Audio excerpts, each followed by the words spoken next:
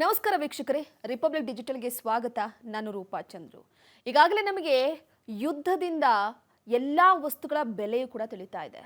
Gas ಅಭಾವದಿಂದ ಯಾವೆಲ್ಲ ರೀತಿ ತೊಂದರೆ ಆಗುತ್ತೆ, ಪೆಟ್ರೋಲ್ ಹಾಗೆ ಡೀಸೆಲ್ ಸಿಗಲಿಲ್ಲ ಅಂದ್ರೆ ಯಾವೆಲ್ಲ ರೀತಿ ತೊಂದರೆ ಆಗುತ್ತೆ, ಜನರಿಗೆ ಅವಶ್ಯಕತೆ ಇರುವಂತಹ ವಸ್ತುಗಳು ಏನಾದರೂ ಸಿಗಲಿಲ್ಲ ಅಂತಂದ್ರೆ ಜನರ ಪರಿಸ್ಥಿತಿ ಎಲ್ಲಿಗೂ ಹೋಗಿ ಮುಟ್ಟುತ್ತೆ. ಇಂತಹ ವಿಚಾರಗಳ ಬಗ್ಗೆ ಜನಗಳಿಗೆ ಅರಿವಾಗ್ತಾ ಇದೆ. ಕೋವಿಡ್ ಸಂದರ್ಭದಲ್ಲೂ ಅದೇ ರೀತಿ ಬಂದಂತಹ ಕೋವಿಡ್ ಇಂದ ಸಾಕಷ್ಟು ರೀತಿಯಲ್ಲಿ ತೊಂದರೆಯನ್ನು ಅನುಭವಿಸಿದ್ವಿ. ಅದು ಜನರಿಗೆ ಒಂದು ರೀತಿ ಪಾಠವನ್ನ ಕಲಿಸ್ತು. ಈಗ ಮತ್ತೊಂದು ಕಡೆ ಇರಾನ್, ಇಸ್ರೇಲ್ ಹಾಗೆ ಅಮೆರಿಕ ನಡುವೆ ವಾರ ಆಗ್ತಾ ಇದೆ. ಇಂತಹ ಸಂದರ್ಭದಲ್ಲಿ ಗ್ಯಾಸ್ ಸರಿಯಾಗಿ ಸಿಗ್ತಾ ಇಲ್ಲ. ಜನರು ಸರತಿ ಸಾಲಿನಲ್ಲಿ ನಿಂತ್ಕೊಂಡು ಗ್ಯಾಸ್ ಅನ್ನು ತೆಗೆದುಕೊಳ್ಳೋದಕ್ಕೆ 1-1.5 ಕಿಲೋಮೀಟರ್ ನಿಂತ್ಕೊಳ್ತಿದ್ದಾರೆ. ಅದಾದ ಮೇಲೆ ನಂತರ ನೋಡಿ ಪೆಟ್ರೋಲ್ ಡೀಸೆಲ್ ಸಿಗ್ತಾ ಇಲ್ಲ ಅನ್ನೋ ಕಾರಣಕ್ಕೆ ನಿನ್ನೆ ಸೋಷಿಯಲ್ ಮೀಡಿಯಾದಲ್ಲಿ ಯಾರು ಹರಿಬಿಟ್ಟಿದ್ರು ಪೆಟ್ರೋಲ್ ಡೀಸೆಲ್ ಸಿಗಲ್ಲ ಅಂತ. ಆ ಸುಳ್ಳಿನ ಮಾತನ್ನ ಕೇಳಿ ಸಾಕಷ್ಟು ಜನ ಪೆಟ್ರೋಲ್ ಬಂಕಿಗೆ ಮುತ್ತಿಗೆ ಹಾಕ್ಬಿಟ್ರು. ಪೆಟ್ರೋಲ್ ಬಂಕ್ ತುಂಬಿ ತುಳುಕ್ತಾ ಇತ್ತು. ಆದ್ರೆ ಪ್ರಮುಖವಾಗಿ ಸರ್ಕಾರ ಹೇಳ್ತಿರೋದು ನಮ್ಮ ಹತ್ರ ಪೆಟ್ರೋಲ್ ಇದೆ, ಡೀಸೆಲ್ ಇದೆ. ಈ ರೀತಿಯಾಗಿ ಸುಳ್ಳು ಸುದ್ದಿಗೆ ಕಿವಿಗೊಡಬೇಡಿ. ಅಕಸ್ಮಾತ್ ಪೆಟ್ರೋಲ್ ಹಾಗೆ ಡೀಸೆಲ್ ಅಭಾವ ಇದ್ರೆ ಖಂಡಿತವಾಗ್ಲೂ ಇದ್ರ ಬಗ್ಗೆ ನಾವು ಮಾಹಿತಿಯನ್ನ ಕೊಡ್ತೀವಿ ಅಂತ ಸರ್ಕಾರ ಒಂದ್ ಕಡೆ ಹೇಳ್ತಾ ಇದೆ. ಆದ್ರೂ ಕೂಡ ಜನರು ಯಾವಾಗ ಮತ್ತೆ ಇದಕ್ಕೂ ಬರಗಾಲ ಬಂದ್ಬಿಡುತ್ತಪ್ಪ ಗೊತ್ತಾಗಲ್ಲ ಅಂತ ಹೇಳ್ಬಿಟ್ಟು ಕೈಲಿ ಕ್ಯಾನ್ಗಳನ್ನ, ಅದ್ರ ಜೊತೆಗೆ ಬಾಟಲ್ಗಳನ್ನ ಮತ್ತೆ ಗಾಡಿಗಳಿಗೆಲ್ಲ ಕೂಡ ಪೆಟ್ರೋಲ್ ಡೀಸೆಲ್ ಅನ್ನ ತುಂಬಿಸ್ಕೊಳ್ಳೋದಕ್ಕೆ ಮುಗಿಬಿದ್ದಿದ್ರು. ಸೊ ಪ್ರಮುಖವಾಗಿ ಈ ತೈಲದ ಕಥೆಯನ್ನ ನಾನು ಹೇಳ್ತಾ ಹೋಗ್ತೀನಿ ನೋಡಿ. ತೈಲ ಲಕ್ಷಾಂತರ ವರ್ಷಗಳ ಹಿಂದೆ ಭೂಮಿಯಲ್ಲಿ ಹೂತು ಹೋಗಿದ್ದಂತ ಸಸ್ಯ ಮತ್ತು ಪ್ರಾಣಿಗಳ ಅವಶೇಷಗಳಿಂದ ರೂಪುಗೊಂಡಂತ ಪಳವಳಿಕೆಯ ಇಂಧನ ಆಗಿದೆ. ಈ ಸಾವಯವ ಪದಾರ್ಥಗಳು ತೀವ್ರ ಶಾಖ ಮತ್ತು ಒತ್ತಡಕ್ಕೆ ಒಳಗಾಗಿ ಕಚ್ಚಾ ತೈಲವಾಗಿ ಬದಲಾಗುತ್ತೆ. ಈ ದ್ರವ್ಯವನ್ನ ಬಾವಿಗಳ ಮೂಲಕ ತೆಗೆದು ಸಂಸ್ಕರಿಸಿ ಪೆಟ್ರೋಲ್, ಡೀಸೆಲ್ ಮತ್ತು ಇತರ ಇಂಧನಗಳನ್ನಾಗಿ ತಯಾರು ಮಾಡಲಾಗುತ್ತೆ. ಇದು ಆಧುನಿಕ ಜಗತ್ತಿನ ಪ್ರಮುಖ ಇಂಧನ ಮೂಲ ಆಗಿರೋದು.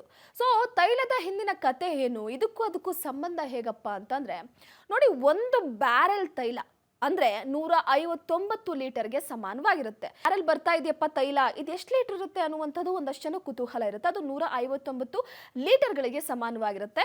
ಸೌದೆಗೆ ಒಂದು ಬ್ಯಾರೆಲ್ ತೈಲವನ್ನು ತೆಗೆಯೋದಕ್ಕೆ ಕೇವಲ 470 ರೂಪಾಯಿ ಖರ್ಚಾಗುತ್ತೆ. ಇನ್ನು ಅದೇ ಒಂದು ಬ್ಯಾರೆಲ್ ತೈಲವನ್ನ 7,518ಕ್ಕೆ ಮಾರಾಟ ಮಾಡಲಾಗುತ್ತೆ. ಇನ್ನು ಒಂದು ಬ್ಯಾರೆಲ್ ತೈಲ ಸಂಸ್ಕರಿಸೋದಕ್ಕೆ 470 ರೂಪಾಯಿ ಅದಕ್ಕೆ ಖರ್ಚಾಗುತ್ತೆ. ಸಂಸ್ಕರಿಸಿದ ತೈಲವನ್ನ 9,398 ರೂಪಾಯಿಗೆ ಅದನ್ನ ಮಾರ್ತಾರೆ. ಒಂದು ಬ್ಯಾರೆಲ್ ತೈಲವನ್ನ ಸಂಸ್ಕರಿಸಿದ್ರೆ ಹಲವು ಉತ್ಪನ್ನ ಸಿಗುತ್ತೆ. ಅಂದ್ರೆ ಒಂದು ಬ್ಯಾರೆಲ್ ತೈಲದಲ್ಲಿ 72 ಲೀಟರ್ ಪೆಟ್ರೋಲ್ ದೊರೆಯುತ್ತೆ. ಒಂದು ಬ್ಯಾರೆಲ್ ತೈಲದಲ್ಲಿ 40 ಲೀಟರ್ ಡೀಸೆಲ್ ಸಿಗುತ್ತೆ. 16 ಲೀಟರ್ನಷ್ಟು ಜೆಟ್ ಇಂಧನ ಅಂದ್ರೆ ವಿಮಾನಕ್ಕೆ ನಾವು ಇಂಧನವನ್ನು ಪೂರೈಕೆ ಮಾಡ್ತೀವಲ್ಲ, ಸೊ ಅದು ಸಿಗುತ್ತೆ. ಅದು ಸುಮಾರು 8 ಲೀಟರ್ನಷ್ಟು. ಅದಾದ ಮೇಲೆ LPG ಅಡುಗೆ ಅನಿಲ ದೊರೆಯುತ್ತೆ. 3 ಲೀಟರ್ನಷ್ಟು ಲೂಬ್ರಿಕೆಂಟ್ ಒಂದು ಬ್ಯಾರೆಲ್ ತೈಲದಿಂದ ಸಿಗುತ್ತೆ. ಸೊ ಈ ಒಂದು ಬ್ಯಾರೆಲ್ ತೈಲದಿಂದ 5 ಲೀಟರ್ ಬಿಟುಮೆನ್ ಅಂದ್ರೆ ಡಾಂಬರ್ ಸಿಗುತ್ತೆ. ಜನಗಳಿಗೆ ಇದ್ರ ವಿಚಾರ ಸಂಬಂಧಪಟ್ಟಂತೆ ಅಷ್ಟು ಗೊತ್ತಿರೋದಿಲ್ಲ, ಏನೇನಿದೆ, ಏನೇನು ಸಿಗುತ್ತೆ ಅಂತ. ಕೇವಲ ಪೆಟ್ರೋಲ್ ಹೇಗೆ ಬರುತ್ತೆ, ಡೀಸೆಲ್ ಹೇಗೆ ಬರುತ್ತೆ, ಅದಾದ ನಂತರವಾಗಿ ಗ್ಯಾಸ್ ಹೇಗೆ ಬರುತ್ತೆ, ಸೀಮೆ ಎಣ್ಣೆ ಹೇಗೆ ಬರುತ್ತೆ, ಡಾಂಬರ್ ಹೇಗೆ ಬರುತ್ತೆ, ಈ ವಿಚಾರಕ್ಕೆ ಸಂಬಂಧಪಟ್ಟಂತೆ ಒಂದಷ್ಟು ಕುತೂಹಲ ಇರುತ್ತೆ. ಒಂದು ಬ್ಯಾರೆಲ್ ತೈಲವನ್ನು ತೆಗಿಬೇಕು ಅಂತಂದ್ರೆ ಆಲ್ಮೋಸ್ಟ್ ಜಾಸ್ತಿ ಏನು ಖರ್ಚು ಹೋಗೋದಿಲ್ಲ. ಇರಾನ್ ಆಗಿರ್ಬೋದು, ಸೌದಿ ಅರೇಬಿಯಾ ಆಗಿರ್ಬೋದು, ಅದಾದ ನಂತರವಾಗಿ ಯಾವ ರಾಷ್ಟ್ರಗಳು ತೈಲವನ್ನು ಉತ್ಪನ್ನ ಮಾಡ್ತಾವೋ ಅಲ್ಲೆಲ್ಲ ಕೂಡ ತೈಲೋತ್ಪನ್ನದ ವಿಚಾರಕ್ಕೆ ಸಂಬಂಧಪಟ್ಟಂತೆ ಅಷ್ಟು ಅಮೌಂಟ್ ತಗಲೋದಿಲ್ಲ. ಆದ್ರೆ ಅದನ್ನ ಮಾರೋ ವಿಚಾರಕ್ಕೆ ಸಂಬಂಧಪಟ್ಟಂತೆ ಯಾಕೆ ತೈಲವನ್ನು ಅವಲಂಬಿತವಾಗಿರುವಂತಹ ದೇಶಗಳು ತಮ್ಮ ದೇಶದ ಆರ್ಥಿಕತೆಯ ಬುಡವನ್ನ ತೈಲದ ಮೇಲೆ ಇಟ್ಟಿರ್ತವೆ ಅಂದ್ರೆ ಇದೇ ವಿಚಾರಕ್ಕೆ. 479 ರೂಪಾಯಿ ಒಂದು ಬ್ಯಾರೆಲ್ಗೆ ಖರ್ಚಾಗುತ್ತೆ ಅಂತ ಅಂದ್ರೆ ಇನ್ನ ಉಳಿದಂತ ಅಂದ್ರೆ 7,000, 9,000, 10,000 ಈ ರೀತಿ ಮಾರಾಟ ಮಾಡ್ತಾರೆ ಅಂದ್ರೆ ಆ ದೇಶದ ಆರ್ಥಿಕತೆಯ ವಿಚಾರಕ್ಕೆ ಸಂಬಂಧಪಟ್ಟಂತೆ ನಾವಿಲ್ಲಿ ಆಲೋಚನೆ ಮಾಡಬೇಕಾಗತ್ತೆ. ಅಂದ್ರೆ ಆ ದೇಶ ಕೂಡ ತೈಲದ ಮೇಲೆ ಎಷ್ಟು ಅವಲಂಬಿತವಾಗಿರುತ್ತೆ ಅನ್ನುವಂಥದ್ದನ್ನ ಗಮನಿಸಬೇಕಾಗತ್ತೆ. ಈಗ ಇರಾನ್ ಒಂದು ಕಡೆ ಯುದ್ಧ ಮಾಡ್ತಾ ಇದೆ. ಅಲ್ಲಿ ಲೀಟರ್ ಪೆಟ್ರೋಲ್ 1 ರೂಪಾಯಿ, 4 ರೂಪಾಯಿ, 5 ರೂಪಾಯಿ ಈ ತರ ಸಿಗ್ತಾ ಇದೆ.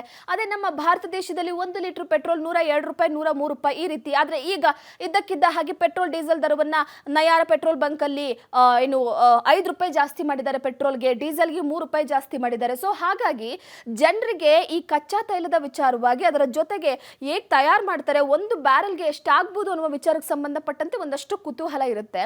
ಆದ್ರೆ ಜನರಿಗೆ ಇಲ್ಲಿ ಆದಷ್ಟು ಜಾಸ್ತಿ ಖರ್ಚಾಗ್ಬೋದೇನೋ ಬೇರೆ ದೇಶದಲ್ಲೂ ಕೂಡ, ಹಾಗಾಗಿ ಆ ದೇಶಕ್ಕೆ ನಾವು ಅಷ್ಟು ಅದು ದುಪ್ಪಟ್ಟು ಹಣವನ್ನ ಕೊಟ್ಟು ತರಿಸ್ಕೊಳ್ತಿದ್ದೀವೇನೋ ಅನ್ನುವಂತಹ ಒಂದಷ್ಟು ಆಲೋಚನೆ ಇರುತ್ತೆ. ಆ ರೀತಿಯಲ್ಲಿ ಇಲ್ವೇ ಇಲ್ಲ ಅಂತ ಹೇಳ್ಬೋದು. ಇನ್ನೊಂದೇನಪ್ಪ ಇಲ್ಲಿ ಗಮನಿಸುವ ಅಂಶ ಅಂದ್ರೆ ನೋಡಿ, ನಾವು ಸೌದಿಯಿಂದ ಈ ಪೆಟ್ರೋಲ್ ಡೀಸೆಲ್ ಇದನ್ನ ತೆಗೆದುಕೊಂಡು ಬರ್ತಾ ಇದ್ದೀವಿ ಅಂತ ಅಂದ್ರೆ, ನಮ್ಮ ದೇಶಕ್ಕೆ ಬರ್ತಾ ಇದೆ ಅಂತ ಅಂದ್ರೆ, ಸೊ ಅದನ್ನ ತೆಗೆದುಕೊಂಡು ಬಂದು ಇಲ್ಲಿ ನಾವು ಮಾರಾಟ ಮಾಡುವ ವಿಚಾರಕ್ಕೆ ಸಂಬಂಧಪಟ್ಟಂತೆ ಕೂಡ ಗಮನ ಹರಿಸಬೇಕಾಗತ್ತೆ. ಅಲ್ಲಿ ತಗುಲುವಂತಹ ವೆಚ್ಚ ಕಡಿಮೆ ಇದ್ರೆ ನಾವು ಇಲ್ಲಿ 1 ಲೀಟರ್ಗೆನೆ 110 ರೂಪಾಯಿ, 105 ರೂಪಾಯಿ, 102 ರೂಪಾಯಿ ಹಿಂಗೆ ಕೊಟ್ಟು ತಗೊಳ್ತೀವಿ. ಮುಂದಿನ ದಿನಗಳಲ್ಲಿ ಇದೆಷ್ಟು ಜಾಸ್ತಿ ಆಗುತ್ತೋ ಗೊತ್ತಿಲ್ಲ. ಯಾಕಂದ್ರೆ ಒಂದು ಕಡೆ ಅಮೆರಿಕ ಕದನ ವಿರಾಮವನ್ನ ಘೋಷಿಸ್ಬಿಟ್ಟಿದೆ. ಅದಾದ ನಂತರವಾಗಿ ಒಂದಷ್ಟು ರೂಲ್ಸ್ಗಳನ್ನ, ಅಂದ್ರೆ ಈ ರೂಲ್ಸ್ಗೆ ಒಪ್ಪಿದ್ರೆ ನಾವು ಯುದ್ಧವನ್ನ ನಿಲ್ಲಿಸ್ತೀವಿ ಅಂತ. ಇಲ್ಲ, ನಿಮ್ಮ ರೂಲ್ಸ್ಗಳನ್ನ ನಾವ್ಯಾಕೆ ಒಪ್ಕೋಬೇಕು, ನಾವು ಒಂದಷ್ಟು ರೂಲ್ಸ್ಗಳನ್ನ ಹಾಕ್ತೀವಿ ಅನ್ನೋ ಮುಖಾಂತರವಾಗಿ ಇರಾನ್ ಒಂದಷ್ಟು ರೂಲ್ಸ್ಗಳನ್ನ ಅಮೆರಿಕ ಮೇಲೆ ಕೊಟ್ಟಿದೆ. ಸೊ ಎಲ್ಲೋ ಒಂದು ಕಡೆ ಈ ಇಬ್ಬರ ಜಟಾಪಟಿಯಲ್ಲಿ ಯುದ್ಧದ ತೀವ್ರತೆ ಮತ್ತಷ್ಟು ಜಾಸ್ತಿ ಆಗಬಹುದು. ಇರಾನ್ಗೆ ಬಲವಾಗಿ ಚೀನಾ ಹಾಗೆ ರಷ್ಯಾ ಇದೆ, ಅಮೆರಿಕ ಅಂದ್ರೆ ಇಸ್ರೇಲ್ಗೆ ಬಲವಾಗಿ ನಿಂತಿದೆ. ಸೊ ಇಲ್ಲೆಲ್ಲೋ ಒಂದು ಕಡೆ ಈ ವಾರ್ ಜನರು ಇಲ್ಲ ಟ್ರಂಪ್ ಕದನ ವಿರಾಮ ಘೋಷಿಸ್ಬಿಟ್ರು, ಯುದ್ಧ ಮುಗ್ದೇ ಹೋಯ್ತು, ಖಂಡಿತ ಇಲ್ಲ. ಇನ್ನು ಟ್ರಂಪ್ ಅವರು ಸದ್ಯಕ್ಕೆ ಫುಲ್ ಸ್ಟಾಪ್ ಇಟ್ಟಿಲ್ಲ. ಈಗ ಕದನ ವಿರಾಮ ಅಂತ ಅಂದ್ರೆ ಸದ್ಯಕ್ಕೆ ಒಂದಷ್ಟು ಒಪ್ಪಂದಗಳ ವಿಚಾರಕ್ಕೆ ಸಂಬಂಧಪಟ್ಟ ಒಂದಷ್ಟು ರೂಲ್ಸ್ಗಳನ್ನ ಈಗ ಯುದ್ಧ ಮಾಡ್ತಾ ಇರುವಂತ ದೇಶದ ಮೇಲೆ ಹಾಕಲಾಗುತ್ತೆ. ಆ ಒಂದು ರೂಲ್ಸ್ ಅನ್ನ ಆ ದೇಶ ಒಪ್ಕೊಳ್ಳಿಲ್ಲ ಅಂತ ಅಂದ್ರೆ ಮತ್ತೆ ಮುಂದಿನ ಕದನದ ವಿಚಾರಕ್ಕೆ ಸಂಬಂಧಪಟ್ಟಂತೆ ಯುದ್ಧವನ್ನ ಮತ್ತೆ ಶುರು ಮಾಡಬಹುದು. ಯಾಕಂದ್ರೆ ಅಮೆರಿಕಾಗೆ ಇರಾನ್ ಯಾವ ರೀತಿ ಹೊಡೆತ ಕೊಡ್ತಾ ಇದೆ ಅಂದ್ರೆ, ಬಲಿಷ್ಠ ರಾಷ್ಟ್ರ, ಅತಿ ಹೆಚ್ಚಿನ ಸೈನಿಕರನ್ನು ಹೊಂದಿರುವಂತಹ ರಾಷ್ಟ್ರ, ಅತಿ ಹೆಚ್ಚು ಶಸ್ತ್ರಾಸ್ತ್ರಗಳನ್ನು ಹೊಂದಿರುವಂತಹ ರಾಷ್ಟ್ರ, ಅಮೆರಿಕವನ್ನ ಕೆಣಕಿ ಬುಡಮೇಲ್ ಮಾಡಬೇಕು ಅಂತ ಇರಾನ್ ಪಣತೊಟ್ಟು ನಿಂತಿದೆ. ಇಂತಹ ಸಂದರ್ಭದಲ್ಲಿ ವಿಶ್ವದ ದೊಡ್ಡಣ್ಣ ಅಂತ ಅನಿಸ್ಕೊಂಡಿರುವಂತಹ ಅಮೆರಿಕವನ್ನ ಬುಡ ಸಮೇತ ಅಲ್ಲಾಡಿಸ್ತಾ ಇರುವಂತದ್ದು ಇರಾನ್. ಅಮೆರಿಕದ ಸಾಕಷ್ಟು ನೆಲೆಗಳ ಮೇಲೆ ದಾಳಿಯನ್ನ ಮಾಡಿದೆ. ಈಗ ನಮಗೆ ಬಂದಿರುವಂತ ತೊಂದರೆ ಏನಪ್ಪಾ ಅಂತಂದ್ರೆ, ಅಕ್ಕಪಕ್ಕದ ರಾಷ್ಟ್ರಗಳಿಗೆ ತೈಲ ಸರಿಯಾಗಿ ಸಿಗ್ತಾ ಇಲ್ಲ, ಗ್ಯಾಸ್ ಅಭಾವ ಉಂಟಾಗ್ತಾ ಇದೆ, ಪೆಟ್ರೋಲ್ ಸರಿಯಾಗಿ ಸಿಗ್ತಾ ಇಲ್ಲ, ಡೀಸೆಲ್ ಸರಿಯಾಗಿ ಸಿಗ್ತಿಲ್ಲ, ಸೀಮೆ ಎಣ್ಣೆ ಸಿಗ್ತಿಲ್ಲ. ಜನರು ಸರಿ ಫೈನ್, ನಾವು ಸೌದೆ ಒಲೆ ಮುಖಾಂತರವಾಗಿ ಅಡುಗೆ ಮಾಡ್ತೀವಿ, ಎಷ್ಟು ದಿನ ಸಾಧ್ಯವಾಗುತ್ತೆ? ಈ ಹಿಂದೆ ಕೂಡ ಸೌದೆ ಒಲೆಯಲ್ಲಿ ಅಡುಗೆ ಮಾಡಿ ತಿಂತಾ ಇದ್ರು, ಹೌದು ಆರೋಗ್ಯಕ್ಕೂ ಒಳ್ಳೇದು ಅಂತ ಹೇಳ್ತಾರೆ. ಆದ್ರೆ ಈಗಿನ ಪರಿಸ್ಥಿತಿ ಆಗಿಲ್ಲ. ಜಗತ್ತು ಬದಲಾಗ್ತಾ ಇದ್ದಾಗೆ ಜನರು ಕೂಡ ಬದಲಾಗ್ತಾ ಹೋಗ್ತಿದ್ದಾರೆ. ಕಾಡನ್ನ ಕಡಿದು ನಾವು ನಾಶ ಮಾಡೋದಕ್ಕೆ ಆಗ್ತಾ ಇಲ್ಲ. ಇನ್ನೊಂದು ಕಡೆ ಕಾಡೆಲ್ಲ ಸರ್ವನಾಶವಾಗಿ ಕಾಂಕ್ರೀಟ್ ಕಾಡಾಗ್ತಾ ಇದೆ. ಎಲ್ಲಾ ಕಡೆನೂ ಕೂಡ ಕಾಡು ಅನ್ನುವಂಥದ್ದು, ಇಲ್ಲಿ ಇತ್ತಪ್ಪ ಒಂದು ಕಾಡು ಅನ್ನುವಂಥದ್ದಕ್ಕೆ ನಾವು ಮ್ಯಾಪಲ್ಲಿ ನೋಡ್ಬೋದೇ ಹೊರತು, ಹಿಂದಿನ ಹಳೆಯ ಫೋಟೋದಲ್ಲಿ ನೋಡ್ಬೇಕು ಹೊರತು ಈಗ ಹೋಗಿ ಅಲ್ಲಿ ನೋಡ್ತೀವಿ ಅಂದ್ರೆ ಯಾವುದು ಕೂಡ ಸಿಗ್ತಾ ಇಲ್ಲ. ಸೊ ಇದೆಲ್ಲವನ್ನ ಗಮನಿಸ್ತಾ ಇದ್ರೆ ಒಂದು ಕಡೆ ಪರಿಸರ ಪ್ರಿಯರಿಗೂ ಸೌದೆಗಳನ್ನ ಕಡಿದು ಮಾರಾಟ ಮಾಡುವ ವಿಚಾರಕ್ಕೆ ಸಂಬಂಧಪಟ್ಟಂತೆ ಪರಿಸರ ಪ್ರಿಯರು ಕೂಡ ಆಕ್ರೋಶವನ್ನ ವ್ಯಕ್ತಪಡಿಸ್ತಿದ್ದಾರೆ. ಇನ್ನೊಂದು ಕಡೆ ತಿನ್ನೋದಕ್ಕೆ ಅನ್ನ ಬೇಕು, ತಿನ್ಬೇಕು ಅಂತಂದ್ರೆ ನಾವೆಲ್ಲ ರೀತಿ ಮಾಡಬೇಕು ಅಂತ ಒಂದಷ್ಟು ಜನ, ಈಗ ಹೋಟೆಲ್ಗಳೆಲ್ಲ ಕೂಡ ಬಂದ್ ಆಗಿದೆ. ಸೊ ಇದರ ಮುಖಾಂತರವಾಗಿ ಇಲ್ಲಿವರೆಗೂ ಗ್ಯಾಸ್ ಅಭಾವ ಇತ್ತು. ಈ ಗ್ಯಾಸ್ ಅಭಾವದ ನಂತರ ಈಗ ಶುರುವಾಗಿದೆ ನೋಡಿ ಪೆಟ್ರೋಲ್ ಡೀಸೆಲ್ ಸಮಸ್ಯೆ. ಆದರೆ ಜನಗಳು ಆದಷ್ಟು ಸುಳ್ಳು ಸುದ್ದಿಗೆ ಕಿವಿಗೊಡಬಾರ್ದು. ಮತ್ತೊಂದು ಕಡೆ ಸಾಮಾಜಿಕ ಜಾಲತಾಣದಲ್ಲಿ ಹಾಕುವಂತ ಪೋಸ್ಟ್ಗಳೆಲ್ಲ ಕೂಡ ನಿಜ ಆಗಿರೋದಿಲ್ಲ. ಸೊ ಇದ್ರ ಬಗ್ಗೆ ಸ್ವಲ್ಪ ಗಮನ ಹರಿಸಬೇಕಾಗತ್ತೆ. ಅಧಿಕೃತವಾಗಿ ಸರ್ಕಾರದ ಅಕೌಂಟ್ನಿಂದ ಏನಾದರೂ ಪೋಸ್ಟ್ ಆಗಿದ್ರೆ, ಇಲ್ಲ ಇವತ್ತು ಪೆಟ್ರೋಲ್ ಡೀಸೆಲ್ ನಮಗೆ ಸಿಗೋದಿಲ್ಲ ಮುಂದಿನ ದಿನಗಳಲ್ಲಿ ಅಂತ ಏನಾದರೂ ಪೋಸ್ಟ್ ಇತ್ತು ಅಂತಂದ್ರೆ ಅದಕ್ಕೆ ನೀವು ಅದ್ರ ಬಗ್ಗೆ ಗಮನ ಕೊಡಿ. ಯಾರೋ ಕಿಡಿಗೇಡಿಗಳು ಪೋಸ್ಟ್ ಅನ್ನ ಹಾಕಿದ್ರು ಅಂತ ನಂಬ್ಕೊಂಡು ಪೆಟ್ರೋಲ್ ಬಂಕ್ ಮುಂದೆ ಸರತಿ ಸಾಲಿನಲ್ಲಿ ನಿಂತ್ಕೊಂಡು ಸುಮ್ಮನೆ ಯಾಕೆ ಸಮಯ ವ್ಯರ್ಥ ಮಾಡುವಂಥದ್ದು. ಅದ್ರ ಜೊತೆಗೆ ಗ್ಯಾಸ್ ಅಭಾವದಿಂದ ಮುಕ್ತಿ ಹೊಂದಬೇಕು ಅಂದ್ರೆ ಈಗಾಗಲೇ ಒಂದೆರಡು ಹಡಗುಗಳು ನಮ್ಮ ಮಂಗಳೂರು ಬಂದು ತಲುಪಿವೆ. ಅವಾಗ್ಲಿಂದ ಬರೀ ಎರಡು ಹಡಗು ಅಂತ ಹೇಳಲಾಗ್ತಾ ಇದೆ. ಆದ್ರೆ ಈ ಹಡಗುಗಳು ಬಂದು ಗ್ಯಾಸ್ ಅನ್ನ ಕೊಟ್ಟರು ಕೂಡ ಜನರಿಗೆ ಗ್ಯಾಸ್ ಅಭಾವ ತಪ್ತಾ ಇಲ್ಲ. ಸರತಿ ಸಾಲಿನಲ್ಲಿ ನಿಂತು ದಿನ ಬೆಳಗಾದ್ರೆ ನೋಡಿ, ವಿಜಯಪುರದಲ್ಲಿ ಬೆಳಗ್ಗೆನೆ ನಿಂತಿದ್ದಾರೆ, ಮುಂಜಾನೆ ನಸುಕಿನ ಬೆಳಕಿನಲ್ಲಿ ನಿಂತ್ಕೊಂಡು ಈ ಗ್ಯಾಸ್ ಏಜೆನ್ಸಿಯ ಮುಂದೆ ನಿಂತ್ಕೊಂಡು ಗ್ಯಾಸ್ ಅನ್ನು ತೆಗೆದುಕೊಂಡು ಹೋಗಬೇಕು ಅಂತ. ಇಂತಹ ಪರಿಸ್ಥಿತಿ, ಅದು ಎಷ್ಟು 1.5 ಕಿಲೋಮೀಟರ್ ಅಷ್ಟು ದೂರ.